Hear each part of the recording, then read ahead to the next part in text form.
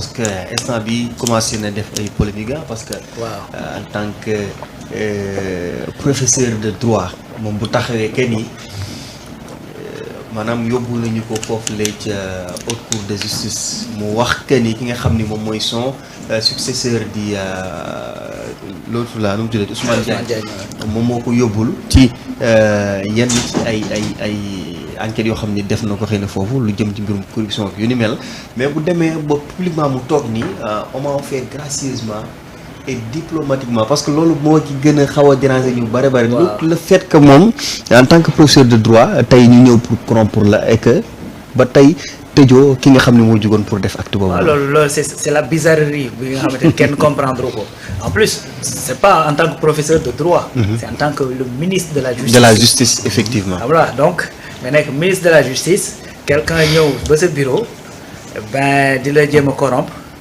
gracieusement. nga delloo ko diplomatiquement et tu nga resté foofu. C'est-à-dire ce qui veut dire que yow mi war a garantir effectivement que cela ne se produise pas.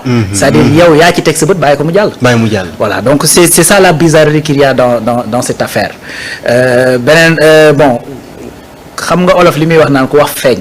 mais loolu mooy dëgg. C'est-à-dire il y a certaines choses vaut mieux ne pas se prononcer bàyyi affaire bi dox ba mu yegg fa mu war a yegg xam nga première chose que je dis mooy. dafay dénoncer le fait que moom rapport yóbbu ko foofu. que successeur am moo ñëw soulever effectivement ay dossiers pour mën ko yóbbu haute cour de justice. qu'ils me disent ban texte moo wax ne moom successeur am amul la possibilité effectivement bu gisee lu jaaduwul ci moom mën ko yóbbu ci yoon. y a rien qui le dit c'est-à-dire le ministre de la justice bu nga bi ñëwee fekk ne am na ay affaires yoo xamante ne gis na ni lii jaaduwul du yoon.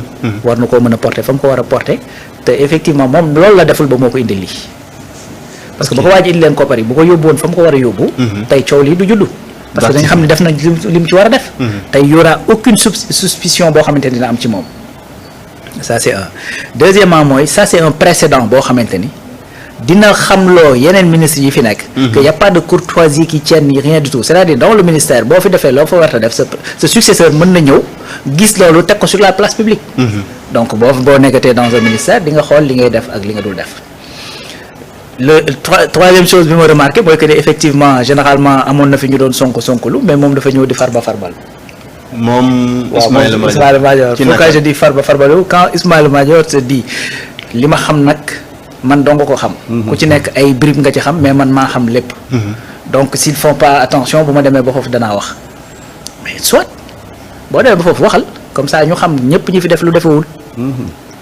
li ñu leen war a teg ay daan ñu teg leen ko.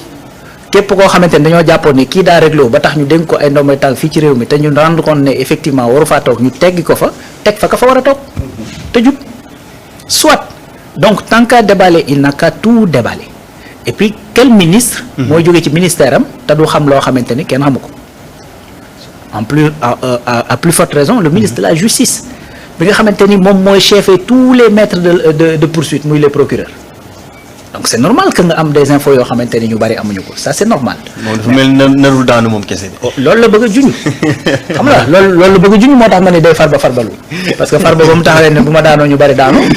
xam nga ba léegi foofu laay waxee tu vois donc foofu laay waxee d'ailleurs sax mi ngi tudd Aïssata Tall di wax ne effectivement il va venir témoigner jàpp na ni dafay ñëw pour témoigner à sa décharge.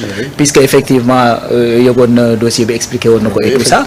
c'est normal képp ku mu jàpp ne bu ñëwee dina tax moom mu génn ci lool da ko war a yóbbu c'est le droit qui lui permet na ko mais li mu jàppee anomalie te mu jàpp ñu lu oyof la.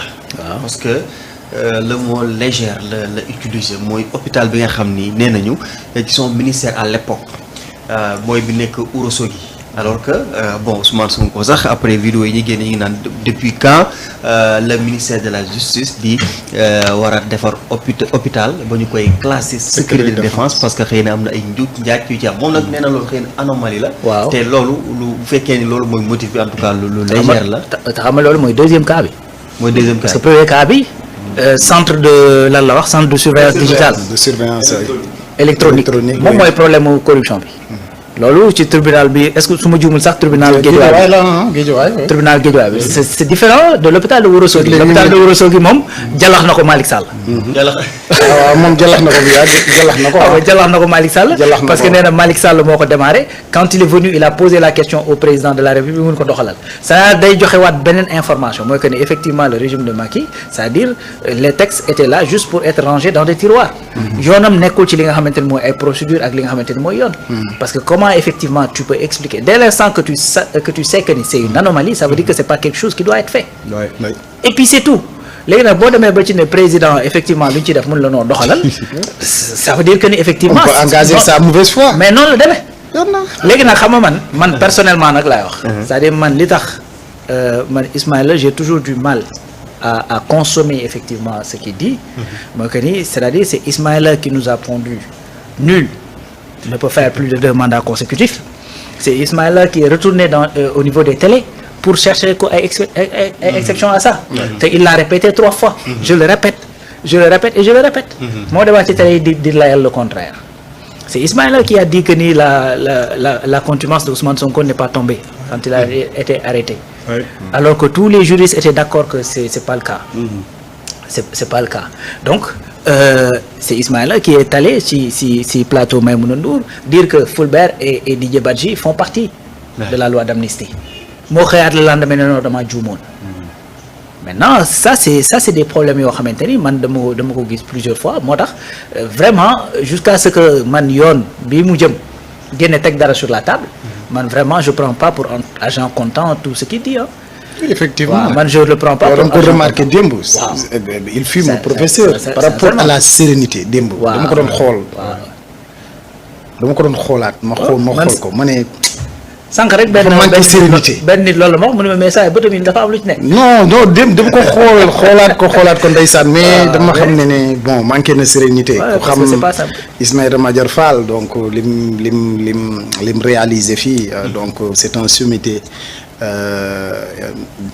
International du droit son professeur la woon. d'accord daan ci ñëw boo defee nga dégg ci yaatal mais doyen yow ki nga xam ne moom mooy Ismaïla Madior Fall sa sortie d'hier tey parce que dafa mel ni dafa génnoon pour jéem a seetal boppam en tout cas ci mbirub benn dossier boo xam ne tudd nañ ko ci jamono ji ni pour que mu war a wuy ji bokk na ci yenn ci ministres yi war a dem foofu la ci haute cour de justice mais yi mu def dem ñu bari jàpp nañu ni dafay sax gën a dugal boppam mais aussi dugalaale ñeneen mais est-ce que da nga jàpp ni politiquement aussi am na xëy na message bu mu làq ci ginnaaw. message moom kay daa ñëw pour sauver boppam. bon message. gars yi dañuy politique kan mooy politique. ñoom ñëpp Ismaïla kay talatul politique.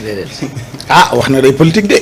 non xam nga mu wax ko mënuñ ko koo bañ a na wàcc politique. Mansour c'est ce qu'il a montré son ancrage. na wàcc politique xool kan lay àndal ak fu mu koy politiquer xam nga ndeysaan ñoom Ismaïla Madior Fall dañoo bokk ci les sacrifiés. les sacrifiés de. alors Macky Sall a sacrifié des gens. non je l'admets. ndeysaan fekk ay nit ñoo xam ne ay góor ay amoon nañ tuuti ndaanaan am tuuti crédibilité. tuuti nag laay wax. parce que ndaanaan bu feesee yow bu feesee ci yow ba dell. kenn mënu laa. ndaanaan ngay doon ba ngay dee. dañoo amoon tuuti ndaanaan. doon continuer pour renforcer ndaanaan bi. mënoon nañ ko renforcer nag bu ñu leen bàyyoon ci seen zone de confort. mais Macky Sall da leen indi. dugal leen ci un terrain boo xam ne xamuñu fa woon dara. pouvoir baaxul. téye leen xoolal dindi seen crédibilité aussi. waaw non. di leen ping pong jaar na fi ñu jaar. waaw dégg lu ma la wax dama ne. tuuti ndaanaan lañ amoon te buñ desoon ci seen zone de confort. amaana na mën na ndaanaan bi mën na continuer. parce que après tout it magum jëmm boo ko defloo dara ba mu def ko c'est lui qui est responsable. tey kenn mënul dédouaner Madior Fall. c'est-à-dire que il a été comme ça. mais yàlla dimbale woon na ko ba nekkoon na ci ruq boo xam ne. Sénégalais xamuñu woon cette facette là. mais Macky Sall moo ñëw wane facette bi ne leen saa yi kii ngeen def constitutionnaliste di ko déglu à chaque fois saa yi moom ñu ne yem. def ko référence. man de référence laa gars yi dañ ko defoon référence. ba pare nag ñoom it aussi. ils ont été pouvoir bi aveugle leen ils sont allés trop loin dans cette histoire là. C'est vrai. moo tax Sénégal yi mënuñ leen pardonner dañ ci sori trop te demuñ ci woon ak demi mesure. parce que li fi xew yëpp ci ay njaaxum ak ay jafe-jafe ak ay torture ak ay rey ñoom dañ ci am rôle bu am solo buñ ci jouer parce que Macky Sall il vient il dit ok voilà ce que je veux. lii laa bëgg. woo le ministre de la justice ne la xaw ma fooy lijjantee texte yi mais yow lijjanti ko ba mu dagan ci penc mi Ismaïla jël commencé. di dagg article lii mu dagg xoolal ñebal ko copie collé ba trouver ko lay. parce que Macky Sall c'est comme ça qu'il agit Macky Sall xam lan la. jox naa la les moyens man li ma bëgg da nga koy def ndax possible na wala possible wul c'est pas mon problème mais c'est ton problème et tu vas réussir à le faire Macky Sall noonu lay doxalee. C'est vrai. c'est xoolal ndax mën nekk wala mënul nekk c'est pas son problème il t'a mis dans de très bonnes conditions da nga koy def. Macky Sall moom noonu lay doxalee moo tax tout ce qui s'est passé de 2021 à 2024 ñoom ñii la. tey dafa am ñoo xam ne tey dañu constituer une déception ci Sénégalais yi. muy Ismaïla Madior Fall. ak Aïssata Tall Sall. Sénégalais yi mënuñ leen pardonner dara parce que xam nga lu tax. bu tax Aline Badara di ma jàpp kañ ci commentaire. xam nga lu tax gis nga ñooñu Sénégal dañ leen nawoon ci xam-xam. Sénégalais yi te dañ ko am nag. voilà ay kàngam lañu. buñ doon wax mais rek li gën a yées mooy borom xam-xam bu saay. non dañ ko am buñ doon wax Sénégalais yi dañ leen di déglu. fu ñu woote Sénégalais yi fekk ci leen. Sénégalais yi dañu boole am mbetteel am naqar ci ñooñu. mbetteel bi mooy mosuñu woon yaakaar ne ñooñu danañ dem ba àgg ci niveau boobu. loolu mooy mbetteel bi naqar bi nag mooy lañ ca àggee. xanaa xam nga doone yonent bi sallallahu alayhi wasallam dafa ñaar ñi rek bu ñu baaxoon ci sama xel ñëpp bu baax. muy al umara wa fuqaha muy buur yeeg borom xam-xam. léegi Ismaïla Madior Fall ndeysaan da ngay dugg ci benn affaire ba pare doogay xam ne lii du woon sa taxawaay démb boo ko gisee nga xool visage am xam ne kii xamut lii. xamu ko. Ismaïla est en train de fondre. son langage corporel. te dara xewagut. am na lu mu révélé. gis nga ko. bu nekkoon ci rôle am dégg ngay xam ne. ndeysaan xam naa ne il lui arrive des fois. mu toog mu ne ay bu démb doon tey du ma dugg ci lii. parce que du c'est-à-dire que démb da nga koy xool mais da nga koy yërëm c'est-à-dire que yow boo defu nag sax doo dégg li muy wax. doo dégg li muy wax. il a complètement fondu. ba pare lu ko gënoon jafe. li mu gënoon maîtriser moom moo ko rëcc démb. mooy cohérence dans le discours. effectivement. daf ko rëcc. Ismaïla démb wax na ba pare mais pour quelqu'un qui connaît Ismaïla ak discours am ak verbe am ak cohérence am da nga naan Ismaïla dañ ko soppi.